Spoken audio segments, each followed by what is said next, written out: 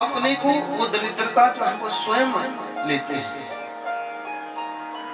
हमारी स्थिति मन की व्यथित क्यों होती है? जब हमारी इच्छाएं बढ़ती है। परंतु यहाँ पर निर्देश दिया कि कोवा दरिद्रो, कि जीवन में दरिद्र कौन है?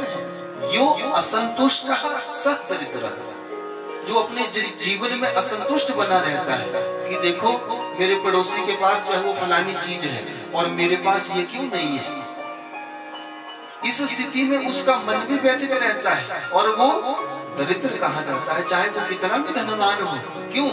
क्योंकि अपना पैसा तो किसी को आज के समय में दिखता ही नहीं है, पड़ोसी का ही दिखता है कि इसके पास ही ज्यादा होगा। बोलो सच्चिदानंद भगवान ने की अपने को तो यही बोलता है व्यक्ति, चाहे कितना भी धनवान हो, अरे मेरा तो दाल फूल का ही चल रहा है। फिर भगवान भी क्या सोचते हैं कि अरे मैंने तो इसको इसकी पात्रता से भी अधिक दिया है। क्यों? क्योंकि भगवान जो है वो हमें अपनी पात्रता से अधिक देता है। परंतु जब हम यही बोलते रहते हैं कि अरे मेरा तो दाल फूल का ही चल रहा है, मेरा तो दाल फूल का ही चल रहा है, तो फिर भगवान भी क्या करते हैं? बदले में जो है वो कई प्रकार की बीमारियां दे देते हैं। बोलो गोविंद भगवान ने की कि अब उस बीमारी के ऊपर जो है तो उस धन को लगाता रहे। कहने का अभिप्राय क्या है कि जो असंतुष्ट है वो दरिद्र है। इसलिए जीवन में सुख हो या दुख हो, ये सब हमारे कर्म के अनुसार होता है।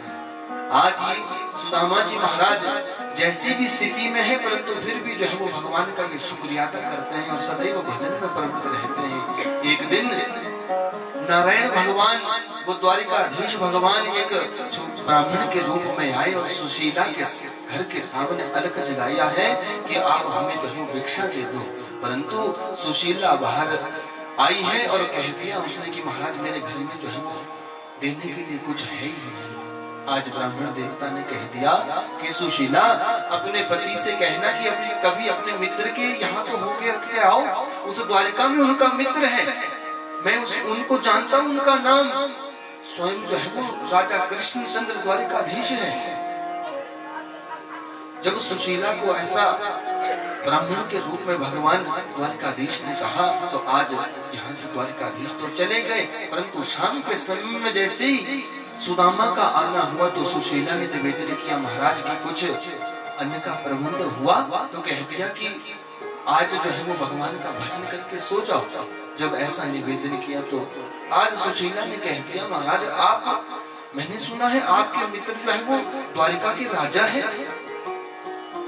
सुदामा ने कहा तुमसे किसने कहा कि वो मेरा मित्र है? अरे वो तो मेरे उस अध्यापन काल के जो है वो मित्र है, जिस समय हम अध्ययन किया करते थे। अब तो वो राजा बन गया है, अब तो वो मुझे पहचानेगा भी नहीं। परंतु सुशीला ने निवेदन किया कि महाराज देखो मित्रता जो है वो एक दूसरे को कभी नहीं भूलती है, आप कभी अपने मित्र के घर होकर के तो आओ। क्यों? क्योंकि आप तो सदैव भजन में लगे रहते हो।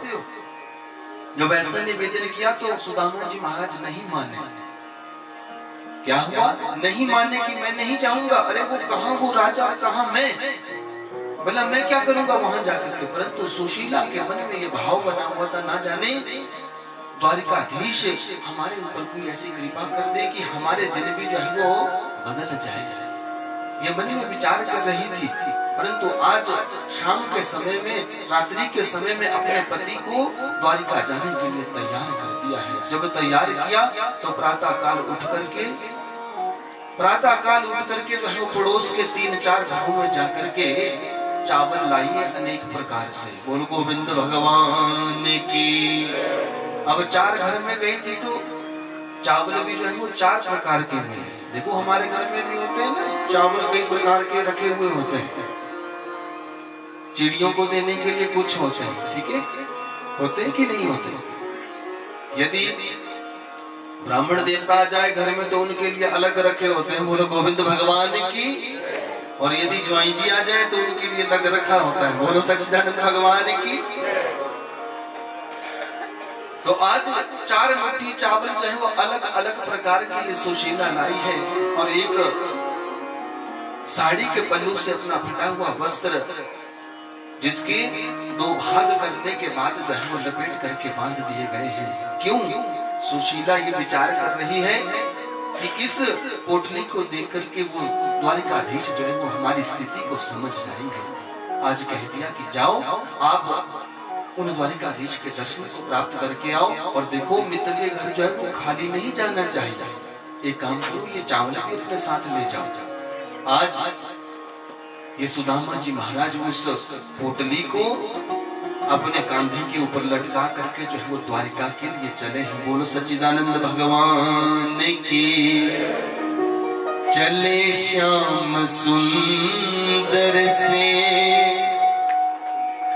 मिलने सुदामा, चले श्याम सुंदर से मिलने सुदामा, गाते चले मन में हरे कृष्ण राम, गाते चले मन में हरे कृष्ण राम।